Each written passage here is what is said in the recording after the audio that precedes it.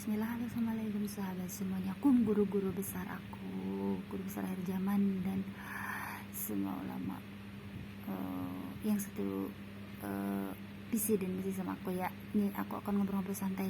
Ini akhir zaman ya, aku harus bersabar, kita harus bersabar, berdoa, tingkatan iman dan takwa, terus amal baik.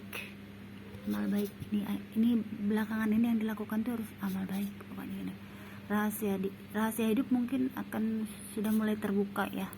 Terus hidup di akhir zaman ini sulit, sehingga hamba-hamba pilihan lah yang bisa menjalani hidup di akhir zaman ini. Rasulullah udah memprediksi, mengatakannya bahwa hidup di akhir zaman itu sulit sekali, bahkan tersulit. Makanya kan Allah menjanjikan jaminannya surga terlebih dahulu itu adalah umat akhir zaman, umat akhir zaman. Karena berbagai solusi itu susah. Umat akhir zaman ini mengalami masalah-masalah yang besar, war of ideologi, war of magical praktek ya, perdukunan. Makanya termasuk negara Indonesia itu kan banyak pesantren, banyak dukun gitu ya, udah di situ magical. Jadi intinya banyak kerusakan alam. Kalau Indonesia itu kerusakan alam di negara Indonesia ya, yang aku kaji.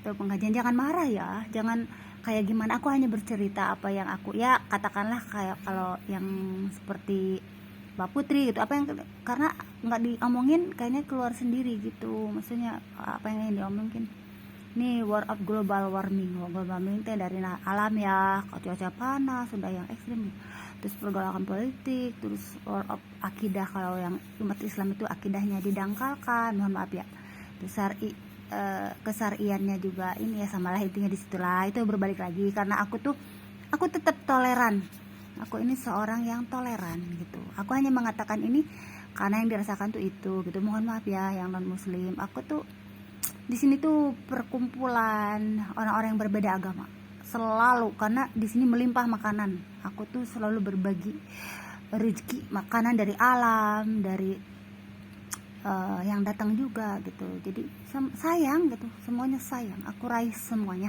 gitu. Tapi di sini terpecah belahnya karena apa ya, jadi carut marut itu ya, kayak banyak yang memanfaatkan, mengadu domba lah intinya di situ. Ini suatu malam aku akan menyampaikan, sudah saatnya aku menyampaikan. Suatu malam aku bermimpi, aku bertanya apa meteor terlebih dulu jatuh, terus adakah hubungan meteor dengan duhon. Jadi yang belum terjadi ya. Terus apakah duhon duluan, apakah meteor, apakah duanya punya hubungan, duhon itu akibat dari asap meteor. Aku suatu malam bermimpi ya, ya Allah tuh memperlihatkan sesuatu lah. Waktu sepulang umroh itu aku diperlihatkan beliung ya, terus hujan besar, badai gitu. Bisa tuh malam sampai aku ketakutan, kok aku diperlihatkan hujan gitu. Terus itu sepulang umroh ya, awal tahun pertama. Jadi melihat hujan, terus jadi udah nggak aneh sebenarnya. Jadi ketika aku berkata sama ya punya ayahnya anak-anak, sama keluarga yang tidak paham, mereka tuh yang kayak gini, setelah ada kejadian sekarang baru mereka percaya gitu. Ini loh buktinya gitu, apa yang aku mimpikan. Nah sekarang ini duhon. Aku tidak tahu kalau itu duhon ya. Malam tuh gini, jadi siang berubah menjadi malam, tapi aku gini, kalau guru besar aku mengatakan duhon itu gelap, nggak kelihatan tangan nggak kelihatan, tapi aku masih melihat, aku remang-remang gitu, aku masih melihat kayak malam biasa.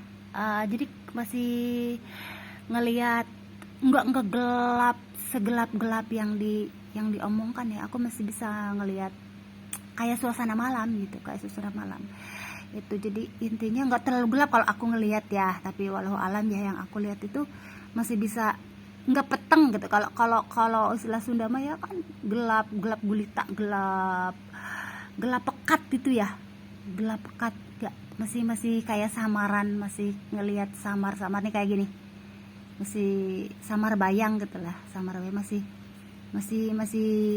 kelihatan kalau buat aku ya.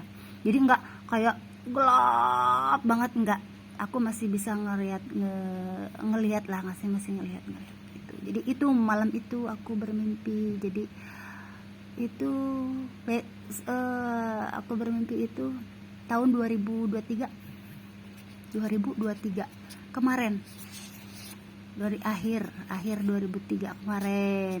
Jadi mimpi itu tidak berbarengan. Jadi kayak kalau kata siapa tuh yang anak muda Liberty itu kan indigo ya. Kalau punya anak yang punya kelebihan lah ya gitu ya, indra keenam lah, kayak kalau dibilang gitu kan kita juga nggak mau ya gitu.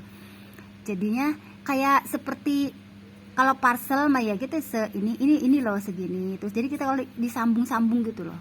Jadi kita itu tidak sekaligus gitu. Kalau bermimpi itu tidak sekaligus ngasih tahu dari ini enggak. Jadi ada satu malam gitu mimpi, terus ini mimpi gitu. Jadi intinya di situ. Jadi ada era duhon tuh bener, ada duhon, terus ada meteor jatuh juga. Tapi di sini gini ya, meteor jatuh berhubungan dengan Asmaul Husna kali ya. Asmaul Husna tuh meteor jatuh. Kalau duhon itu aku berhubungan dengan apa ya? Apa dihubungkan dengan kewalian ya, kewali, maksudnya gini. Duhon itu kan ada, aku juga masih bertanya nih, ada Wahyu Kolosebo itu kan dari salawat kewalian ya, salawat kewalian. Terus ada jatuhnya bintang berekor juga, apa hubungannya ke ini gitu maksudnya. Itu dia yang masih aku tanda tanya. Tapi kalau meteor itu berhubungan dengan yang Asmaul Husna itu kan 99 kalau yang aku lihat tuh. Tapi kalau ini ke situ apa, aku masih tanda tanya, biar guru besar deh sama-sama berpikir. Jadi kan apa duhon terus jatuhnya bintang berekor, apakah akibat dari jatuh bintang berekor. Wahyu Kolosebo itu aku juga ini berhubungan dengan kewalian ya. Kewalian di sini ada karomah wali kalau apa ya istilahnya, kalau berhasil. Karomah wali itu kalau berhasil, karena kalau gagal karomah wali Wahyu Kolosebo, maksud gini loh, kenapa wali sampai masuk ke Wahyu Kolosebo? Karena ada mau memberikan karomah gitu ya. Kalau kita bilang mah Nabi Muhammad ingin memberikan syafaat ya. Nabi Muhammad ingin memberikan syafaat. Di mana Nabi Muhammad itu tinggal kalau memberikan syafaat? Berarti di pintu gerbang. Pintu gerbang. Ini pintu gerbang antara surga dan neraka. Ini neraka.